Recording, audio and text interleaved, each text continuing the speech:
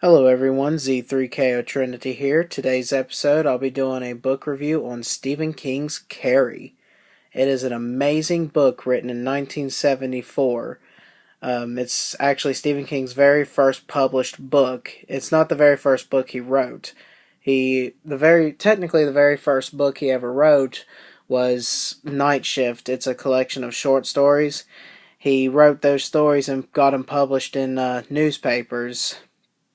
But he also wrote books as Richard Bachman too before Carrie. But Carrie is the very first one he actually got published. And originally he threw away the idea, and his wife had actually found the book in the trash, and she read it and basically made him finish the story. And he actually got it published, which started his whole career as a writer pretty much.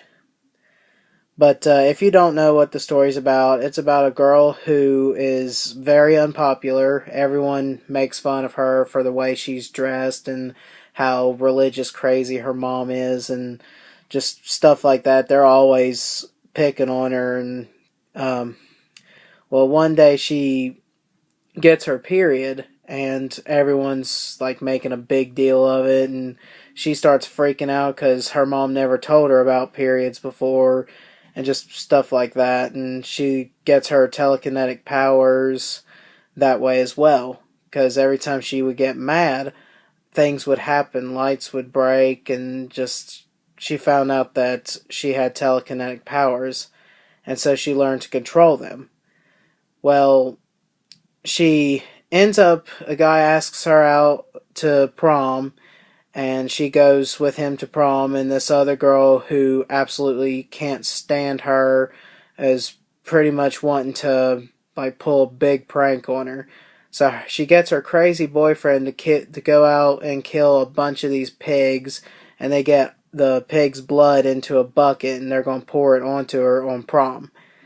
And her and I forget the guy's name. It's been a while since I've read the story or watched the movie, but anyway, they win prom king and queen, and they're on stage, and they pour the blood all over Carrie, and that's when Carrie really flips her shit. Like, she kills pretty much everyone. I mean, it's just really great. If you have not read the story, I know I spoiled it big time for you, but if you haven't read it or watched the movie, I highly recommend it. Me personally, I thought, let me grab the movie real quick. This is the only one that I have with Sissy Spacek in it. I thought this was really good. I did love the newest Carrie movie as well. It was very good. But I think it was the 2002 version that I didn't like. There was one version of Carrie I didn't like. I'm not sure the year that one was made, but there was another Carrie movie they made that I didn't care for personally, but this movie I thought was really good, and I definitely want to get the other Carrie movie, the newest one. It's very good. So if you have not seen it, I highly recommend it, and I highly recommend this one. But the other one, I don't know, I didn't really get into it as well as I did these two movies. And Sissy Spacek just freaking played the part excellently. And you could see there's the prom where she dropped blood all over her and stuff. So, yeah. But anyway, let me see. It's 253 pages. I make a note card. I write the name of the book, how many pages it is. When I started September 30th of 2008, and I didn't finish until October 4th, because I really don't have much time to actually read like a book all the way through. I know most people could probably finish a 253 page book in like 2 days, but I usually just stay busy, and it takes me a while to actually finish a book. I'll start a book and then I won't finish it for a while. But I did give it a 5 out of 10. The book ends really good, but the style of it I just did not like. Like, it begins pretty much with an interview to crud, I can't remember her name. Something Snow. I think it's Sue Snow. I believe it's Susno.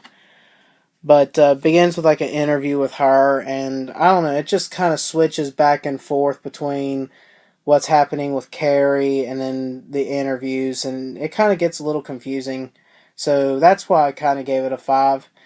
But if you have not read the book, I'm going to go ahead and spoil it for you anyway. The very ending, Carrie does die, and the doctors are examining her body, and they find like different like things in it, and they're like, okay, this only happened to her. Nobody else has powers like her, so we no longer have to worry. But at the very end of the book, they find this letter that this person is writing to her sister, and she's talking about her niece and how she can move marbles around without even touching them. And she said something about their grandma being able to like rock her chair without even being near the chair at all.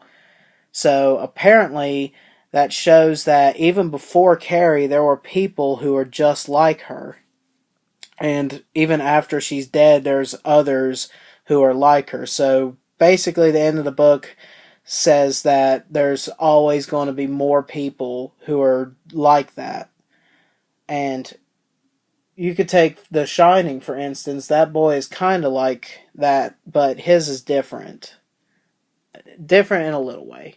But yeah, I hope you enjoyed the review. If you have not read the book, I highly recommend it.